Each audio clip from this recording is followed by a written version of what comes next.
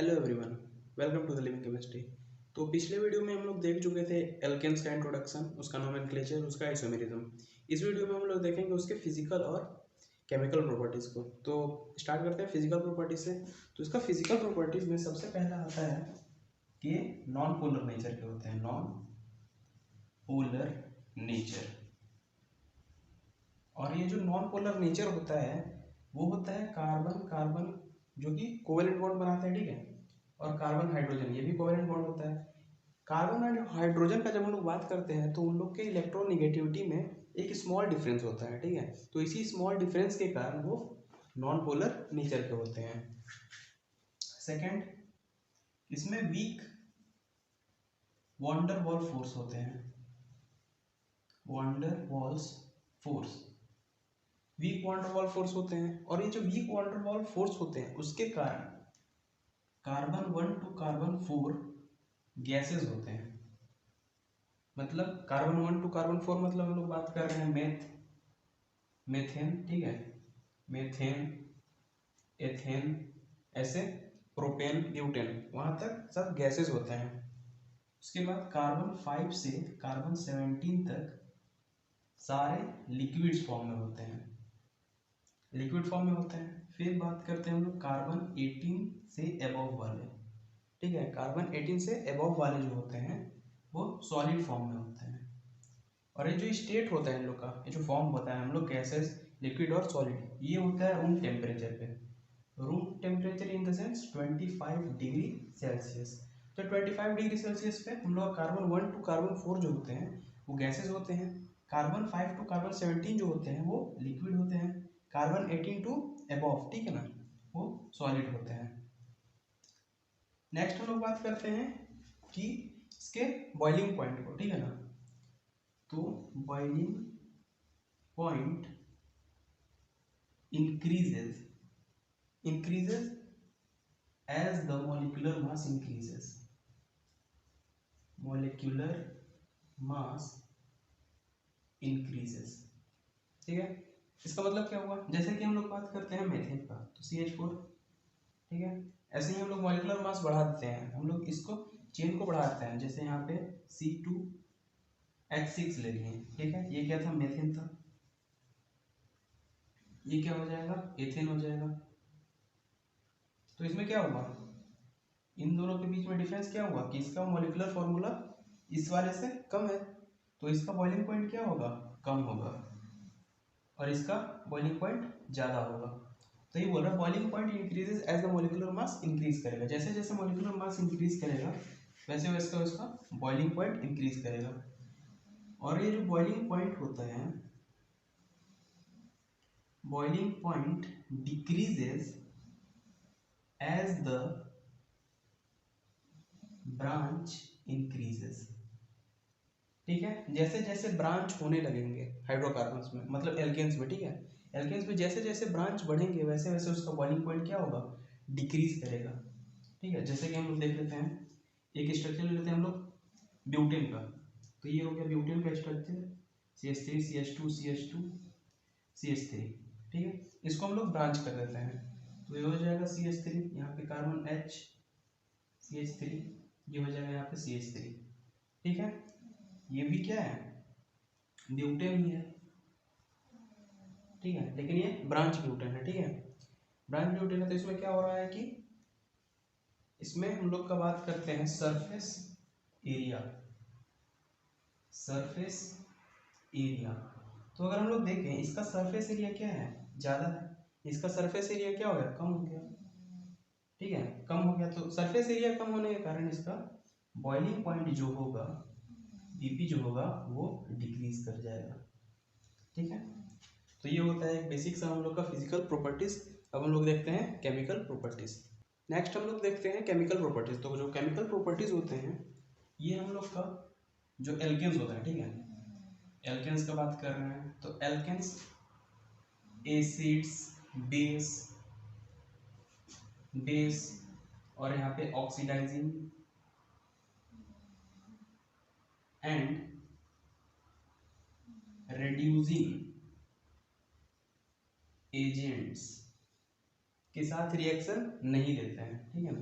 तो इन सब के साथ रिएक्शन वो नहीं देते हैं। तो एक स्पेशल टाइप का केस होता है एल्केन्स में, क्योंकि अगर हम एल्केन्स का बात करते हैं, यहाँ पे हम लोग एथेन का एग्जाम्पल ले लेते हैं, तो यहाँ पे कोई भी फंक्शनल ग्रुप प्रेजेंट नहीं होता है, ठीक है, कोई भी फंक्शनल ग्रुप प्रेजेंट नहीं होता है, इसलिए बहुत कम टाइप का या फिर रेयर केस में हम लोग का यहाँ पे रिएक्शन देते हैं, ठीक है। तो जैसे कि हम लोग एग्जाम्पल लेते हैं एथेनॉल का, ये हो गया एथेनॉल का स्ट्रक्चर। इसमें जो फंक्शनल ग्रुप होता है वो ये वाला ग्रुप होता है, तो इस वाले ग्रुप के प्रेजेंस के कारण ये डिफरेंट टाइप के रिएक्शन देते हैं। लेकिन हम लोग का जब एल्केन्स का बात करते हैं तो उसमें फंक्शनल ग्रुप प्रेजेंट नहीं होता है, इसलिए कुछ ही टाइप के वो रिएक्शन देता है, सब्स्टिट्यूशन रिएक्शन। तो सब्स्टिट्यूशन रिएक्शन ये देता है हेलोजेंस के साथ, हेलोजेंस के साथ दे सकता है नाइट्रो ग्रुप के साथ, नाइट्रो ग्रुप, या फिर सल्फोनिक ग्रुप के साथ,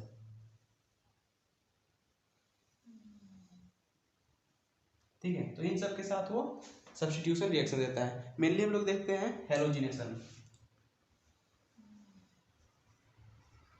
हेलोजिनेशन। तो हेलोजिनेशन में क्या होता है कि हेलोजन ग्रुप आके हम लोग का एल्केन के साथ जुड़ेगा, ये होता है हायर टेम्परेचर पे, हायर टेम्परेचर, ठीक है, रिक्वायर्ड होता है इसके लिए, या फिर ये लाइट के प्रेजेंस में होता है, लाइट के प्रेजेंस में, लाइट भी कौन सा, यूवी रेस, ठीक है।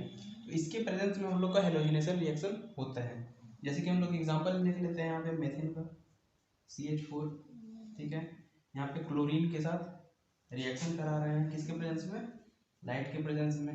H यहाँ पे लाइट का इंडिकेटर होता है, ठीक है। तो इसके साथ जब रिएक्ट करता है तो यहाँ पे सब्स्टिट्यूशन रिएक्शन होता है। कैसे होता है, यहाँ पे हाइड्रोजन कार्बन के साथ 4 हाइड्रोजन यहाँ पे ऐड है, एक हाइड्रोजन रिप्लेस करके यहाँ पे क्लोरीन आके ऐड हो जाएगा। तो क्या किया, ये क्लोरीन हाइड्रोजन को सब्स्टिट्यूट किया, इसलिए इसको बोलते हैं सब्स्टिट्यूशन रिएक्शन। तो यहाँ पे CH3 ये Cl हो जाएगा, और ये हम लोग कहाँ पे जुड़ जाएगा, यहाँ पे HCl भी बन जाएगा। ऐसे ही सेकेंड में क्या हो जाएगा, इसके साथ रिएक्ट करेगा CH3 Cl plus Cl2 light के प्रेजेंस में, तो CH2 Cl2, ठीक है, सेकेंड वाले हाइड्रोजन को भी रिप्लेस कर देगा, प्लस यहाँ पे HCl हम लोग का बन जाएगा। थर्ड में क्या होगा, CH2 Cl2, ठीक है, CH2 Cl2 प्लस Cl2, ये भी लाइट के प्रेजेंस में क्या हो जाएगा, Cl3 प्लस HCl, ये बन जाएगा, ये भी हाइड्रोजन यहाँ से रिप्लेस हो गया। फिर क्या होगा, फिर CH प्लस Cl2 HMU के साथ रिएक्ट कर रहा है, तो क्या बन जाएगा, CCl4 प्लस HCl, ठीक है, टेट्राक्लोरोमेथेन, ठीक है, ये हम लोग का बन गया। तो ये होता है हम लोग का हेलोजिनेशन। इसका मैकेनिज्म अब हम लोग देखते हैं। हेलोजिनेशन रिएक्शन 3 स्टेप में पूरा होता है। फर्स्ट जो होता है वो होता है इनिशिएशन स्टेट, इनिशिएशन, ठीक है, इनिशिएशन होता है। इसमें क्या होता है कि हम लोग का जो क्लोरीन गैस होता है, ठीक है ना, क्लोरीन गैस होगा, उसको हम लोग लाइट देंगे तो ये फ्री रेडिकल में यहाँ पे ऐसे टूट जाता है। फिर आता है हम लोग का सेकंड प्रोपेगेशन। प्रोपेगेशन में क्या होता है कि ये जो Cl रेडिकल है, ठीक है ना, ये हम लोग का जुड़ता है मेथेन के साथ, Cl रेडिकल, तो ये बना देता है हम लोग का CH3 रेडिकल प्लस यहाँ पे HCl बना देता है। फिर क्या हो सकता है, ये CH3 रेडिकल दूसरे Cl2 के साथ जुड़ेगा, फिर ये बना देगा हम लोग का CH3Cl प्लस, यहाँ पे ऐसा भी हो सकता है, ठीक है ना। तो इस टाइप से हम लोग का प्रोपेगेशन होता है। उसमें हम लोग का टर्मिनेशन, थर्ड स्टेप देख लेते हैं हम लोग का टर्मिनेशन। टर्मिनेशन में क्या होता है, जितने भी फ्री रेडिकल्स हम लोग के बने होते हैं, यहाँ पे फ्री रेडिकल्स है, जितने भी फ्री रेडिकल्स बने होते हैं वो आपस में जुड़ के कंबाइन करके एक प्रोडक्ट बना देते हैं। जैसे कि हम लोग का क्या बन सकता है, यहाँ पे CH3 बना था रेडिकल, दूसरे CH3 रेडिकल के साथ मिलके एथेन का फॉर्मेशन कर देंगे। Cl रेडिकल बना था, ये दूसरे Cl रेडिकल के साथ मिलके Cl2 का फॉर्मेशन कर देंगे। ये CH3 जो रेडिकल बना था वो Cl रेडिकल के साथ मिलके CH3Cl बना देंगे। तो हम लोग का मेन प्रोडक्ट क्या है, CH3Cl। हेलोजिनेशन हो गया तो क्या बन गया, एल्किल क्लोराइड या फिर मेथिल क्लोराइड बन गया। एक्चुअली इसका नाम क्या हो जाएगा, मेथिल क्लोराइड। तो ये था मैकेनिज्म इसका हेलोजिनेशन। सेकेंड रिएक्शन होता है हमारा कंबसन रिएक्शन। तो कंबसन रिएक्शन में क्या होता है कि हम लोग कोई भी एल्केन लेते हैं, उसको हम लोग ऑक्सीजन के प्रेजेंस में बर्न करते हैं, तो वो ऑक्सीडाइज होकर CO2 H2O और हीट का फॉर्मेशन करता है। ठीक है, तो यहाँ पे हम लोग ले लेते हैं मेथेन, इसको ऑक्सीजन के प्रेजेंस में बर्न करते हैं तो हम लोग का बनता है CO2 प्लस H2O और हीट रिलीज होती है। ठीक है, तो यहाँ पे हीट रिलीज होती है। ठीक है, दूसरा रिएक्शन देख सकते हैं, इसका जनरल रिएक्शन होता है CnH2n प्लस 2 प्लस ऑक्सीजन जो होता है वो 3n प्लस 1/2 बनता है यहाँ पे NCO2 plus n plus 1 H2O। तो ये होता है जनरल सा रिएक्शन इसका। ठीक है, कंबसन रिएक्शन का। और एक कंबसन रिएक्शन के थ्रू हम लोग का हीट का फॉर्मेशन होता है या हीट रिलीज होता है, इसलिए हम एल्केन्स को फ्यूल के रूप में यूज करते हैं। ठीक है ना, सोर्स हम लोग को क्या मिल रहा है, ये हम लोग का एल्केन हो गया, इससे हम लोग को हीट मिल रहा है। ठीक है ना, इसलिए इसको हम लोग फ्यूल के रूप में यूज करते हैं। जैसे आपका हो गया LPG, लिक्विड पेट्रोलियम गैस, इसमें क्या होता है, N ब्यूटेन भरा होता है। ठीक है, N ब्यूटेन भरा होता है जो कि आपका एल्केन है। तो ये ऑक्सीजन के प्रेजेंस में जब बर्न करते हैं इसको हम लोग, तो हम लोग को हीट रिलीज होता है। रिएक्शन है कंट्रोल्ड ऑक्सीडेशन। तो जब हम लोग कंट्रोल्ड ऑक्सीडेशन करते हैं, वेरियस टाइप्स के हम लोग का कैटलिस्ट होता है, उसके प्रेजेंस में जब हम लोग उसका ऑक्सीडेशन करते हैं तो वेरियस ऑक्सीडाइजिंग या फिर ऑक्सीडेटिव प्रोडक्ट बनाता है। जैसे कि हम लोग ले लेते हैं यहाँ पे एग्जांपल CH4 प्लस यहाँ पे O2 ले लिए, इसको हम लोग Cu के प्रेजेंस में हीट करते हैं तो हम लोग का बनता है मेथेनॉल। यहाँ पे हम लोग का बन जाता है मेथेनॉल का फॉर्मेशन हो जाता है। ऐसे ही हम लोग CH4 प्लस यहाँ पे O2 के प्रेजेंस में, ठीक है, यहाँ पे कैटलिस्ट होगा डाई मोलिब्डेनम ट्राईऑक्साइड। ट्राईऑक्साइड के जब प्रेजेंस में हम लोग हीट करते हैं तो हम लोग का मेथेनॉल का फॉर्मेशन होता है HCHO। ठीक है, ये हम लोग का मेथेनॉल का फॉर्मेशन होता है। ठीक है, तो ये कंट्रोल्ड ऑक्सीडेशन देखें हम लोग। नेक्स्ट फोर्थ रिएक्शन होता है हम लोग का आइसोमेराइजेशन। तो आइसोमेराइजेशन में क्या होता है कि हम लोग का एन एल्केन को जब हम लोग हीट करते हैं, ठीक है, in the presence of anhydrous AlCl3 and HCl के प्रेजेंस में, तब हम लोग का वो आइसोमेराइज होके चेन आइसोमर बनाते हैं। जैसे कि हम लोग ले लेते हैं यहाँ पे N-हेक्सेन ले लेते हैं, N-हेक्सेन। ठीक है, N-हेक्सेन यहाँ पे हम लोग C6H14 हो जाएगा। इसको जब हम लोग हीट करते हैं एनहाइड्रस AlCl3 एंड HCl के प्रेजेंस में, तब क्या होता है कि ये आइसोमराइज होके चेन आइसोमर बनाते हैं। जैसे कि यहाँ पे CH3 CH2, यहाँ पे 2 लिख देता हूँ, तो 2 3 4 5 और 1 6। तो फर्स्ट प्रोडक्ट ये बन जाएगा। दूसरा प्रोडक्ट हम लोग का बनेगा CH3 CH2 CH3 CH2 CH3। तो ये हम लोग को दो टाइप का प्रोडक्ट मिलेगा जो कि आइसोमर है एक दूसरे के। तो ये होता है आइसोमराइजेशन। नेक्स्ट रिएक्शन हम लोग का एरोमेटाइजेशन। एरोमेटाइजेशन में क्या होता है कि हम लोग 6 या फिर उससे हायर N एल्केन्स, ठीक है, N एल्केन्स को हीट करते हैं in the presence of molybdenum oxide, chromium oxide या फिर वेनेडियम ऑक्साइड। हीट करते हैं हाई टेम्परेचर पे और एटमॉस्फेरिक प्रेशर कितना रहेगा, 10 to 20 atm रहेगा।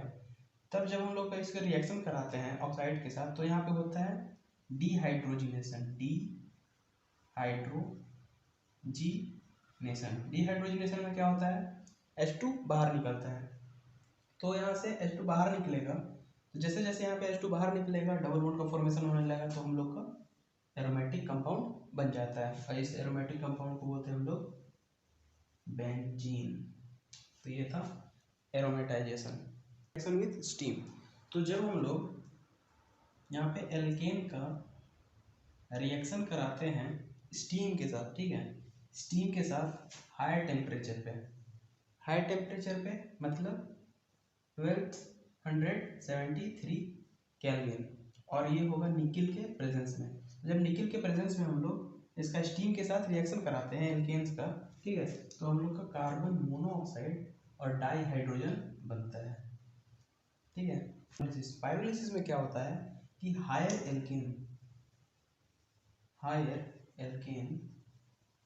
एल्केन को जब हम लोग हीट करते हैं हाई टेम्परेचर पे 773 केल्विन पे, जब हम लोग को हीट करते हैं हायर एल्केन को, तो वो फ्रेगमेंट्स में टूट जाते हैं। किसमें टूट जाते हैं, फ्रेगमेंट्स में।